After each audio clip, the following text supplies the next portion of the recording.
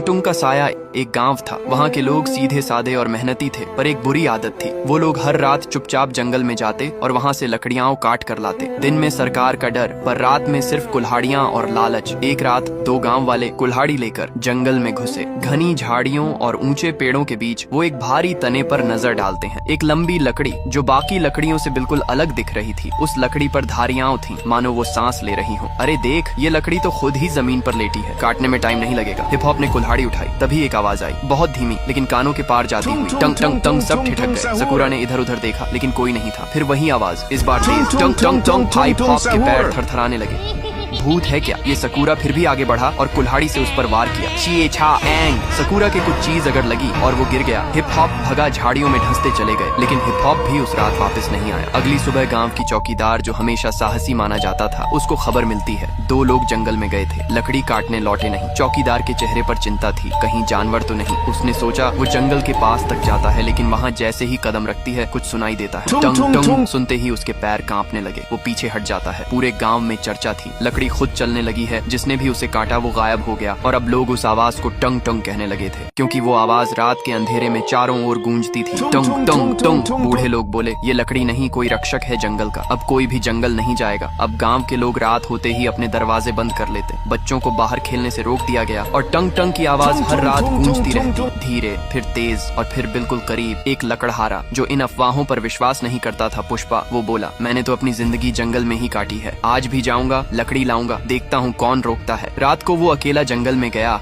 और कुछ घंटों बाद उसकी चीख सुनाई दी, बचाओ, ये कोई लकड़ी नहीं, ये जिंदा है। फिर उसका कुछ पता नहीं चलता। चौकीदार ने अब ठान लिया था, ये सिर्फ कोई अफवाह नहीं, कुछ है वहाँ, कुछ ऐसा जो हम इंसानों को रोकना चाहता है। वो बुजुर्गों के पास जाती है। एक बूढ़े बाबा कहते हैं, वो लकड़ी नहीं, जंगल का राजा है। टंग टंग, न वो आदमी है, न जानवर, न भूत है, न देवता, वो जंगल की आत्मा है। जब भी किसी ने जंगल को नुकसान पहुँचाया, वो टुंग टुंग बनकर लौटा। चौकीदार अकेली जंगल के पास खड़ा था। हवा तेज हो रही थी, पेड़ हिल रहे थे, और फिर वही आवाज, टंग टंग। झाड़ियों के बीच से वो आकृति सामने आई, लकड़ी का बना एक इंसानी आकार, बिल्कुल सख्त, पर आंखें जल रही थी। चौकीदार की सांस रुक गई। वो देख रहा था जंगल के रक्षक को, लकड़ी के राजा टंग टंग को। टंग टंग कुछ नहीं बोला, सिर्फ एक बार जोर से गूंजा, टंग टंग, और